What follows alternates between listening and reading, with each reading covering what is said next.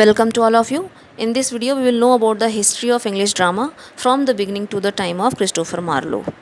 Like Sanskrit drama, English drama too had its source in religion and desire for entertainment. Religion wanted to preach something, while the other approach had amusement as its sole purpose.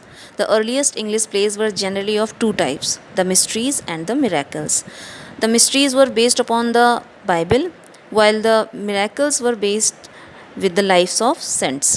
These types were acted chiefly in the 12th century England. In the beginning, these sorts of plays were acted in the church, then the churchyard, and later on the stages erected in the open air. Acted in the open air. It is clear that the church had control over the earliest drama. It was written by the clergy, acted by the clergy, and the place was clergy's church, and the language as well as was also clergy's Latin. With the passage of time, it became secular by abandoning the scriptural and legendary persons.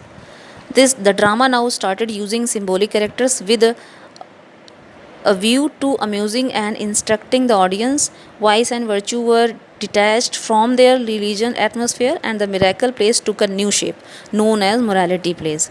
Latin was replaced by English, and the common man now was allowed to take part in place of the clergyman. The religious plays were gradually disliked by the public, as their sole connection was the old church, so they had to go. The morality plays were also didactic in nature, like mysteries, as the characters represented as vice and virtue. Devil also found its place in them. Vice was incarnation of devil, which ended in Shakespearean clown. Every man is the best example of the morality plays. Mask. Mask was another form of drama. They were dumb shows in the beginning, and gradually music and dances were added to them, which made them very popular to the 13th century. After the Reformation movement, the public started disliking mysteries and moralities because they wanted the play to come nearer to life. Actual human life depiction was preferable to them. A new form therefore entered to dramatic world called the interlude. It was a sort of diversion from the seriousness of miracle and morality plays. John Haywood was the father of interludes. His characters are real men and women are opposed to abstractions and allegorical figures. His Four Peers is the most amusing of the interludes. Action was lacking in them, but they were provided much background for future drama. The Renaissance and interest in classical drama of Greece and Rome opened quite a new chapter in English drama. Comedy for and tragedy. The first real comedy in English was Ralph Roister of Nicholas Udall. The first tragedy was Gorboduc by Thomas Sackville and Thomas Norton, produced in 1562. Then there came a period of conflict between classicism and romanticism. Authors like Sir Philip Sidney stood for classicism, advocating the imitation of ancient models of Greece. On the other hand, there were people of nationalist character who did not like to follow the old classical traditions. Classical conventions were taboo to them. They wanted to amuse the common man with pleasing plots and style of their own. In one word, they were romantics.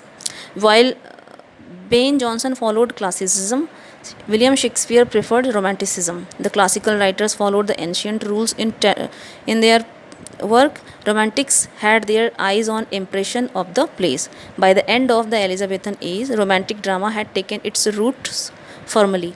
The spirit of the age was given expression in various types of plays. It was the achievement of a young playwright just preceding Shakespeare, called the university wits. The university wits were Green, Peel, Lodge, Nash, and Kidd.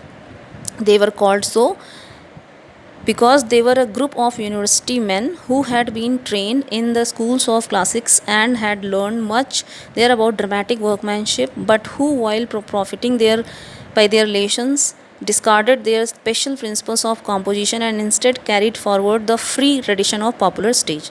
Their place in history of English drama is a permanent, as they, discarding the old dramatics of clowns, jugglers, and short comic interludes, arranged the stage for the arrival of the great name Shakespeare.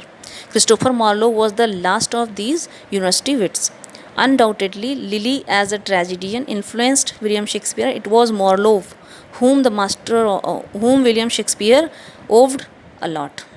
Up to Marlowe, English stage was enchained by the medievalism.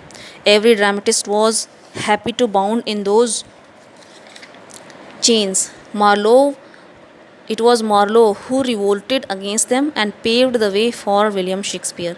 His fellow poets praised him a lot. His rare wit and arts were followed by the dramatists to come.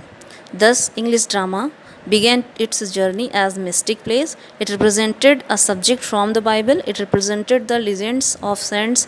Next came a miracle plays. Then came morality plays with the interludes. And at the beginning of the Renaissance, comedies and tragedies were written.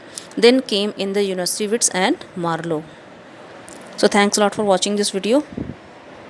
Please like this video and share it as much as you can, and subscribe the channel also. Thanks a lot for